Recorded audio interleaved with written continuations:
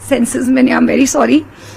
21 को हम पहलगांव पहुंचे 3-4 बजे, बट हम बहुत थक गए थे तो उस दिन हम स्टे किए थे।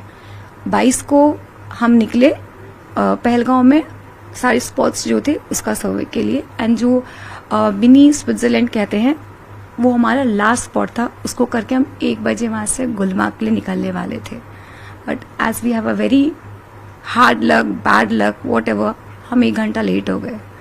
करते करते 2 बज गया था हमें। मेरे बच्चे कुछ कर रहे थे, मैंने और मेरे हस्बैंड ने जस्ट घड़ी देखा ही कि 2 बज गया है, लेट हो गया, हमें निकलना चाहिए।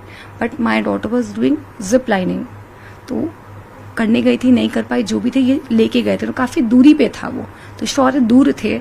लक्षिता जिप लाइन के एज पे थी जहाँ पे बंजी जंपिंग हो रही थी, तो वो बंजी जंपिंग करना चाहती थी। एंड दैट टाइम मुझे वॉशरूम जाने की इच्छा हुई, तो मेरे हस्बैंड डॉटर हम वॉशरूम की तरफ बढ़े। तो मैंने कहा 2 बज गया, दिनेश लेट हो रहा है, आप लक्षिता को बंजी जंपिंग करा दीजिए, मैं वॉशरूम जाके आती हूँ। सर मैं वॉशरूम, मेरा जाना हुआ। मेरे हस्बैंड ने बोला मोबाइल रख लो, बैग रखो। मैंने कहा वॉशरूम इतनी छोटी सी है, मैं नहीं जा पाऊंगी, मैं आती हूँ, उसमें नेटवर्क भी नहीं है।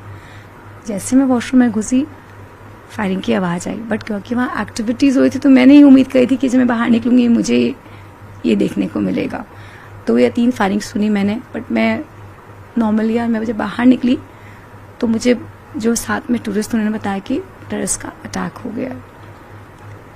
एक बार समझ में तो नहीं आया, मैं भागना चाहती थी अपने पति बच्चों की तरफ। फिर उन्होंने कहा कि आप वहाँ मत जाइए, वहाँ कोई नहीं है। मतलब मेरे हस्बैंड मुझे छोड़ के नीचे नहीं जाएंगे, वो वहीं होंगे। बोले आप लेट हो, 3-4 फायरिंग हो चुकी। बोले हाँ मैंने 3 सुना, मुझे जगह एक्टिविटीज़ हो रही है। तो उन्होंने मुझे फिर हाथ पकड़ के, सब एक दूसरे को हेल्प करे थे लेके जाने के लिए। तो वो घसीटते, गिरते, पड़ते, वो गॉज को फाड़ते हुए, वी जस्ट रनिंग। मैं गिरी, लोगों ने मेरा हाथ पकड़ के मुझे घसीट के नीचे उतारा, बहुत कुछ हुआ। एंड पूरा whole time I was trying to call my husband, my daughter, my son and myself also, because मेरा फ़ोन भी उनके पास था, ना मेरे पास कैश था ना मेरे पास फ़ोन था। But I was lucky enough कि मुझे कोई मिले, उनके फ़ोन में नेटवर्क था। मुझे मेरे बेटे का नंबर कैसे याद आया मुझे नहीं पता। मैंने इसको कॉल किया, बहुत देर लगाने के बाद शायद इनको कॉल लगा, तो इन्होंने कहा मम्मी मैं तो नीचे आ गया हूँ। तो आई वाज लाइक शॉक कि ये नीचे है, तो फिर श्योर दिनेश कहाँ है? आई was like shouting that time also. हम वहाँ थे, but I was shouting on my son कि श्योर तुम पापा साथ क्यों नहीं हो? तो देखिए मम्मी, मेरे बगल से फायरिंग हुई है, मेरे शर्ट पे ब्लड का स्टेन था। एक घोड़े वाले भैया थे, वो मुझे नीचे लेकर आए, तो सॉर्टेड, मेरा बच्चा मुझे मिल गया एटलीस्ट। तो मम्मी आप नीचे आओ, फिर हम बात करते हैं। फिर किसी तरह से जो जिनका फ़ोन था ट्रैक करते करते जिनकी हेल्प ली, हम नीचे पहुँचे। उसके बाद फिर शौर ने मुझे ड्राइवर भैया को हैंड ओवर किया, जो हमारे ड्राइवर थे। मैं उनका नाम ज़रूर लेना चाहूँगी, सोहेब भाई। वो मुझे लगता है कि अगर कुछ बुराई होती है, कुछ घटना होती है, तो भगवान हमारे लिए एक बंदा भेजता है। तो मेरे लिए वो भगवान का रूप था, क्योंकि एक अनजानी ऐसी स्थिति में आपको कोई एक हेल्प करनी चाहिए होता है कि मैं एक अकेली लेडी हूँ, मेरा बच्चा अपने पापा को ढूंढने निकला, तो मैं किसका मुंह देखूँ? ना फ़ोन है ना कुछ है। उन्होंने मेरी बहुत मदद की, फिर वो मुझे संभाले। शौर मुझे हैंड ओवर उनको करके गए।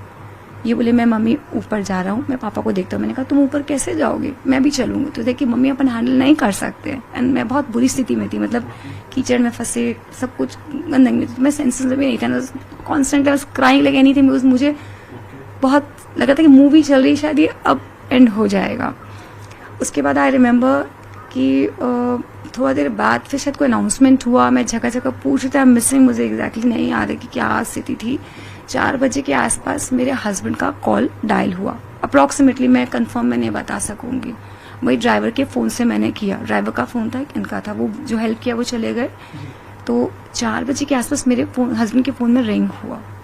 फिर एक बंदे ने उठाया। जब मैंने पूछा तो उन्होंने कहा कि चार्ज पे फ़ोन लगा है। मैंने कहा नॉट पॉसिबल कि एट दिस आवर मेरे हस्बैंड फ़ोन चार्ज करेंगे, आप हो कौन, आप बताइए हुआ क्या है? तो वो कुछ बोले ही नहीं। तो फिर मैंने ड्राइवर साहब को बोला कि आई थिंक ये मतलब आपके लैंग्वेज समझेंगे, कश्मीरी मेरे को शायद नहीं आता। तो जब उन्होंने बात किया, उनसे बात करके उन्होंने बोला कि ये बोल रहे हैं कि दोनों को घोड़े में नीचे भेज दिए। बट कहानी ये थी कि उनको बता दिया गया था कि शायद शॉर्ट हुए, मुझे ठीक से याद नहीं आ रहा। तो वो बोले भेज दिया गया। तो अब आप सोच रहे हो ना कि मेरे हस्बैंड बच्चे तो नीचे आएंगे, मैं वेट कर रही हूँ। आई थिंक वहाँ पूरे सराउंडिंग में बहुत कुछ रहा था, लेकिन मैं गेट पे ही बहुत देर तक बैठी हुई थी, बीइंग अ लेडी, अकेले। वहाँ के लोग बहुत हेल्पफुल थे, कोई मुझे पानी दे रहा था, कोई मुझे चाय दे रहा था, नॉन स्टॉप। उसके बाद आई थिंक टाइम मैं नहीं बता पाऊंगी, बहुत देर के बाद कुछ लोगों को, जख्मी लोगों को नीचे लाया गया। मुझे पता चला, मैं वापस हॉस्पिटल की तरफ भागी तो मुझे मेरी बेटी खून में लथपथ दिखी। उसके हाथ में कट था, कपड़े फटे हुए थे, खून अगल बगल वालों का था, उसका नहीं था, कीचड़ था। तो मैंने पूछा लक्ष्यता, 2 मिनट उसको कंसोल किया, then I asked where is papa, तो सिर्फ मम्मी पापा को शॉट हुआ है। And I was like 2 minute मेरे को समझ नहीं आया, क्योंकि मेरे हस्बैंड को थ्रोम्बोसिस एक इशू होती है, वो होती है जिसमें आपका ब्लड क्लॉट होता है, तो आपको एक मेडिसिन लेनी पड़ती है जिसमें आपको अपना ब्लड पतला रखना पड़ता है। शायद मैं कुछ चीज़ें उटपटांग बोलूँ, मुझे नहीं पता, बट ऐसा है। तो अगर उनको चोट भी लगती है तो हमको ध्यान रखना पड़ता है कि उनको चोट न लगे, उनकी खून बंद नहीं होती है। तो कहने की मुझे टेंशन हो गया कि अगर इनको चोट लगी है, इनका तो खून ही नहीं बंद होगा। तो मैं लक्ष्यता को फिर थोड़ा, वहाँ जो लोग थे हेल्पफुल थे, उन्होंने हैंड ओवर किया, फिर ड्राइवर भैया को किया, वो आधा घंटा ये सब चला। फिर पुलिस वालों को बताने की कि मेरे हस्बैंड को गोली लगी है, प्लीज़ हेल्प, मेरे हस्बैंड कहाँ हैं। एंड दिनेश का नाम कहीं भी नहीं था। उन्होंने बोला आप चेक करिए, मैं पूरे हॉस्पिटल में ढूंढी, सब जगह ढूंढी, नहीं था। तो उन्होंने कहा मैडम और आने वाले हैं, आप रुक जाइए, आ रहे हैं। कुछ लोग और भी कहीं कहीं गए हैं। बहुत देर तक मैं घूमी, सबसे हेल्प मांगी थी, सब बोले मैम सब कुछ होगा, आप रुकिए। तो फिर उसके बाद हम तीनों को उन्होंने क्लब हाउस भेजा कि आप लोग यहाँ से सुरक्षित जगह चल जाइए, माहौल ठीक नहीं है, बच्ची भी रिलैक्स हो जाए। तो उनकी बात भी मानना जरूरी था, क्योंकि इतना हौच पौच हो चुका था, वहाँ क्योस था। तो उनको लगा आप लोग बच्चे जिनके मिल गए उनको हम एक बार संभालें। तो हम तीनों अपनी गाड़ी लेकर सोहेब भाई के साथ में पहलगांव का क्लब गए, शौर्य। देन क्लब में थोड़ा देर बैठने के बाद नहीं मन माना कि नहीं, मैं यहाँ नहीं बैठ के रह सकती हूँ, मैं चाहती हूँ कि मैं वहाँ देखूँ कि हो क्या रहा है, शायद मैं मिस कर जाऊँ, क्योंकि कोई दिनेश को नहीं जानते। दिनेश कहाँ मुझे ढूंढेंगे, बस फ़ोन नहीं है, दिनेश कैसे करेंगे। तो मैंने शौर्य को बोला हम चलते हैं। तो हम वहाँ स्पॉट पे गए, तो उन्होंने कहा मैडम आप कार पार्किंग में लगा के आप वेट कर सकते हो। उसके बाद क्या हुआ, मिसिंग, मेरा दिमाग ब्लैंक हो रहा। शौर्य से बात करते हैं, शौर्य बताएंगे वहाँ की कहानी। उसके बाद कार में मैंने पार्किंग में मम्मी और बहन को बैठाया शोएब भाई के पास पे। फिर मैं बाहर गया तो बातें चल रही थी कि कुछ लोगों को कहा जा रहा था कि अनंतनाग के जीएमसी हॉस्पिटल लेके जा रहे शायद तक, और कुछ लोगों को डायरेक्ट चॉपर से श्रीनगर ले जाया जा रहे। तो उसी में हम नीचे ही थे, वहाँ पे एक ऑफिसर थे, उनके पास में वो लिस्ट आते जा रही थी, तो उसमें हम चेक कर रहे थे बार बार नाम आ रहा है कि नहीं आ रहा है, आ रहा है कि नहीं आ रहा है।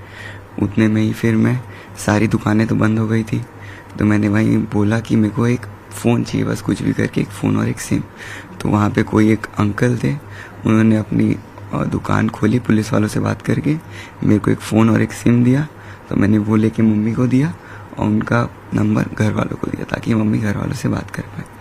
उतने हम वहीं पे घूम रहे थे, बार बार थोड़े बड़े कॉल्स आ रहे इधर उधर से कि क्या हुआ है, कैसा है। कॉल्स हमारे पास बहुत आए, नया नंबर था, आइडेंटिफिकेशन